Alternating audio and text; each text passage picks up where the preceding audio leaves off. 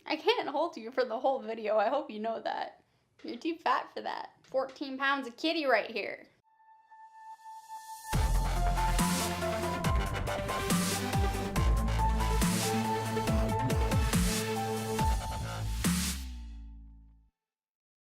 Hey guys, what's up? Welcome back to the channel. My name is Megan Tennant, in case you didn't already know, and today we are covering romance tropes, which I love. Now, I covered a couple weeks back romance tropes which I hate, so if you're interested in hearing me rant a bit, you can check that video out. Link in the description down below. And so of course I have to cover the opposite side of things, which is of course romance tropes, which I love. Now, quick disclaimer to all the authors watching this. This is me talking about this topic as a reader. Some of the tropes on this list are technically cliches, and so I'm not saying you should go and throw all of these into your book. Further disclaimer, I read entirely sci-fi and fantasy. I do not touch contemporary. I don't read plain romance. So with that context in mind, this is my list of romantic tropes which I have read in science fiction and fantasy, which I freaking love. And I'm gonna count the list backwards. So we're gonna start at my kind of less loved romance trope. So let's get right to it. Number 7, fake relationships.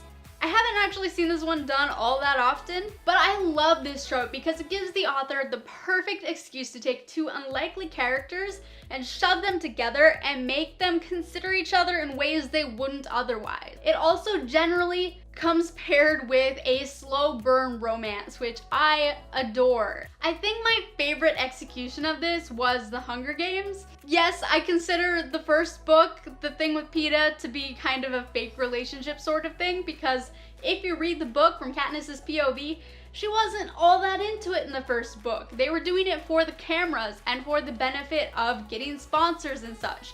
So it was essentially a fake relationship, a fake romance. That scene in the cave where they kiss so that they can get soup and stuff from sponsors, that was these two characters being shoved together and needing to think of the other person as sort of a romantic partner, even though they wouldn't have otherwise necessarily considered the other person. Trope number 6, which I love. Near-death experience makes the characters finally make up or admit their feelings for each other.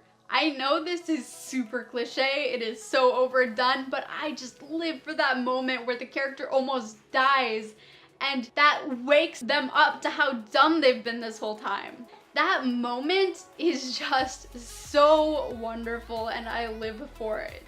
Number 5, a lot of you guys are gonna judge me for this one and I don't care. I can't help but enjoy it, and part of me knows it's so cliche and so overdone, but just every time it happens in a book or movie or TV series, I just...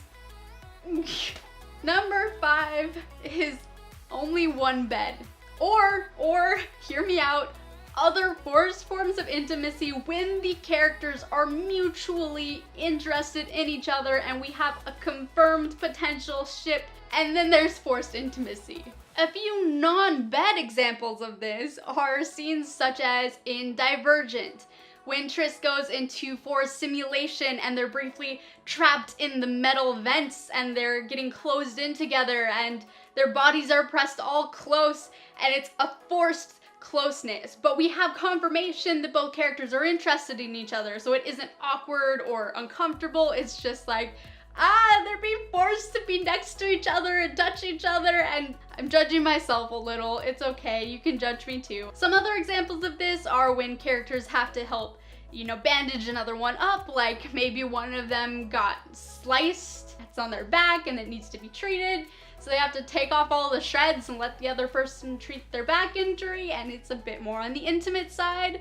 And it just sort of kind of opens the characters' minds to the possibilities and forces them into a scenario they weren't brave enough to otherwise enter, and I live for that. 4 is similar to 5, and that is forced to have each other's backs. This is where the characters are forced to adventure together, or fight a battle together, or they're abandoned together and they have to find their way home or get somewhere, or it's just the two of them and maybe they don't get along in the beginning, but they have to defend each other and help each other survive, otherwise they're both gonna die. My most recent favorite that did this is the book Unearthed. We have our two main characters and they're dropped on this alien planet basically, and they need to help each other get through all sorts of traps and puzzles and survive, and they each have their own strengths that the other person needs, and it's just Number 3 is a fairly common one,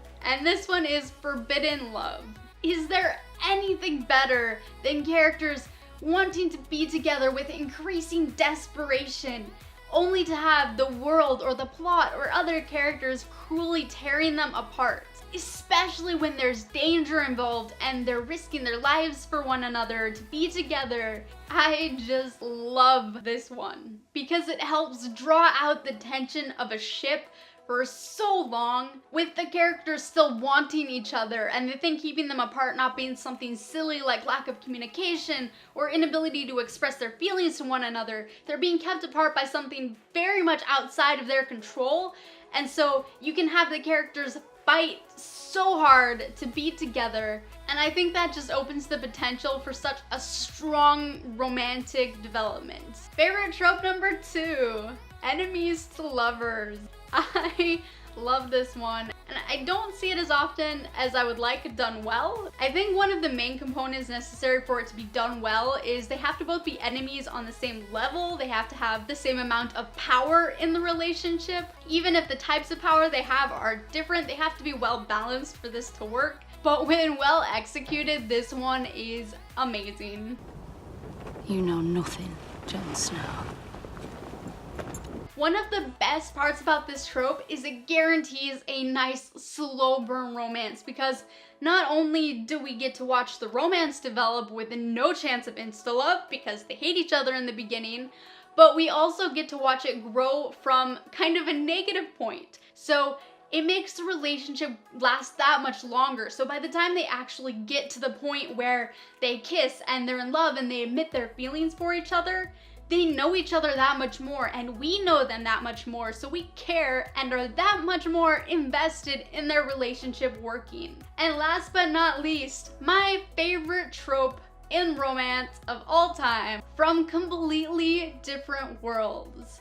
Okay, so I might be planning to write a series like this in the near future. My next series that I'm constantly talking about because I'm so excited about it, because I love it when two characters from completely different worlds encounter each other, find a connection together, or have to fight for the same thing together, or one of the other tropes applies where they have to have each other's backs, and through each other they get to learn about each other's worlds, and they get to be curious, and they get to experience all of these new things together. The romance is laced throughout its entirety with new discoveries and experiencing this new and exciting world on both sides. I love this one so much. I think this works best the more different the worlds are from each other, especially if one of them is like an alien planet. Now, this isn't always done well because we encounter the issue where one of the people is an alien. They have to be morphologically similar to humans, but we can't have them be too similar or it's unrealistic.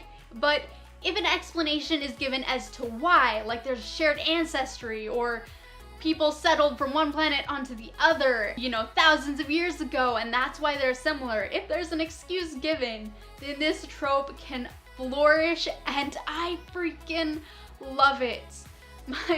My favorite execution of this is, I blush just thinking about it. I loved this show too much. I binge watched it in like a couple of days, and then I binge watched it again a couple days later, and this was Star-Crossed. And this is a TV show, which they went and canceled, even though the season ended on a cliffhanger. Oh, that hurt. That hurt right in here. Is this the right side? My left side? Yeah, right? Still hurts. And that was it for this video. So let me know down in the comments what your favorite ever romantic trope is. Do you like romances at all? Do you hate romances? If you liked it, please give it a thumbs up and a share. It actually really helps this channel grow. It makes all of the difference and I would really appreciate it. If you aren't subscribed already, the button's right there. It's super easy. Go click it. Why haven't you clicked it already? If you have clicked it, there's a bell. You should click that too because you're an overachiever. And thank you guys so much for watching. As always, I will see you in the next video.